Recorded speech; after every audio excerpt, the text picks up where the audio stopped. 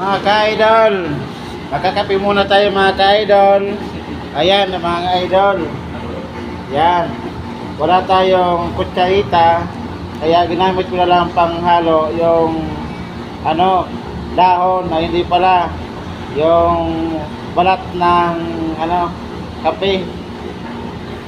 At kasama ko naman mga idol napakagwapong security guard ng Velasco Building. Shout out sa'yo, isa kang tunay na bayani idol. Ito naman na mga idol, yung aking kaibigan na napakagaling magluto ng donut sa Dunkin Donut.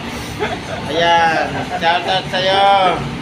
Taga Santo Domingo, shout out. Ano ba yung Shout out sa mga kapay Santo Domingo. Thank you for watching. I love you. Mwah.